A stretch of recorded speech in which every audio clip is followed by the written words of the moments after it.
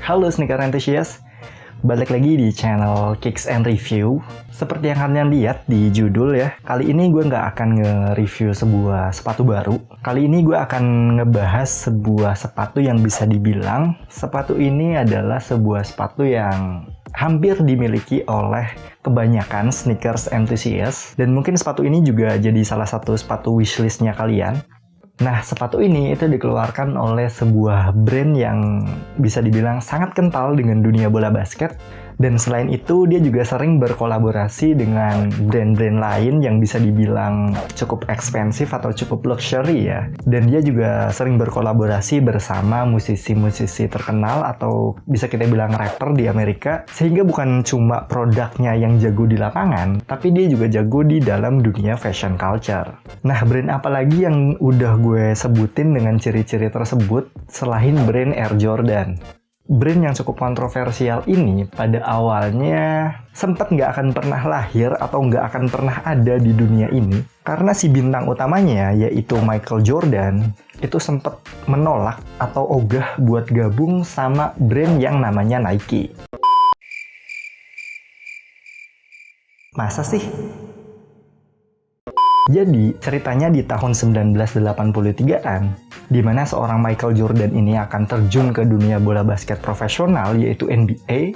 Si Jordan ini bisa dibilang adalah salah satu pemain dengan bakat yang sangat menjanjikan ya pada waktu itu. Itu coba ditawarkan ke beberapa brand terkenal pada zaman itu untuk dibuatkan sebuah produk edisi khusus.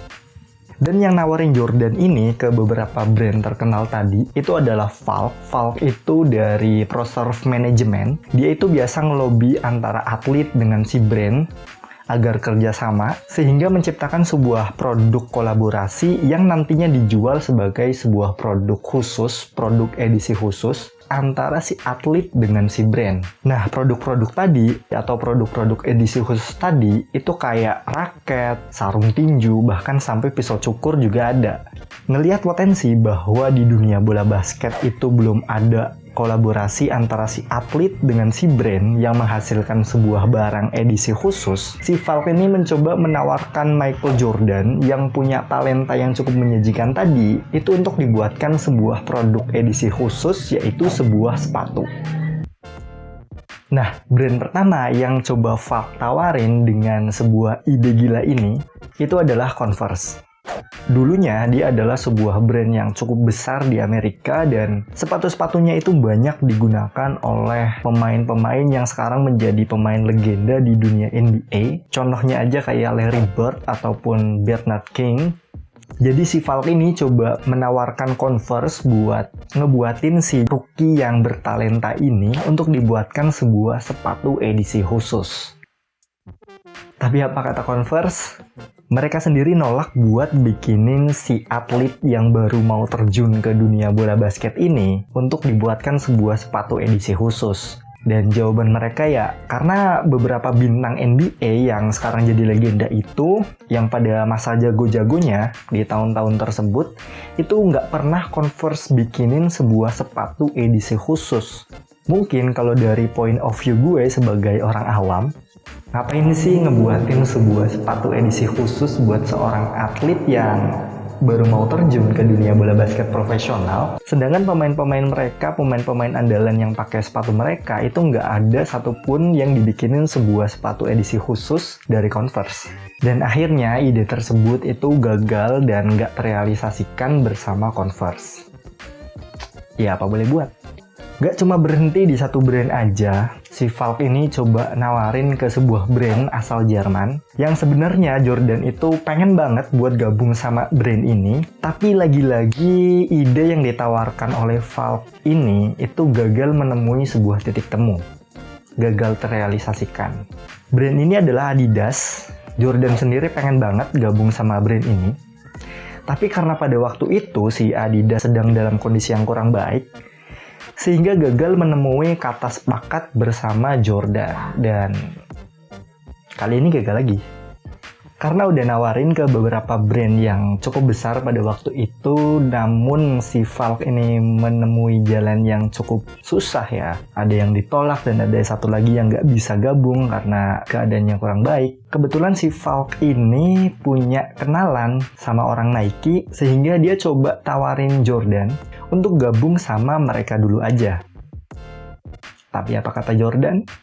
Nah, sebelum lanjut, di sini gue bakal nawarin ke kalian sebuah baju dengan tema desain Air Jordan dengan harga sekitar 85 ribuan aja. Dan yang pasti bahan bajunya itu nggak setipis saringan tahu ya. Di sini gue pakai bahan baju yang setara dengan Combat 24S, dan sablonnya itu gue pakai DTF dengan teknik direct to transfer film, sehingga warnanya itu bakalan lebih keluar dan gradasi warnanya itu bakalan lebih halus. Dan nanti baju-bajunya akan gue packing di dalam sebuah card box, dan nanti gue kasih beberapa bonus-bonus juga. Dan kalau kalian minat sama baju-baju yang udah gue tawarin tadi, kalian bisa klik link di bawah buat order, atau kalian lihat-lihat dulu lah baju-baju dengan tema-tema sneakers yang udah gue bikin di link deskripsi di bawah.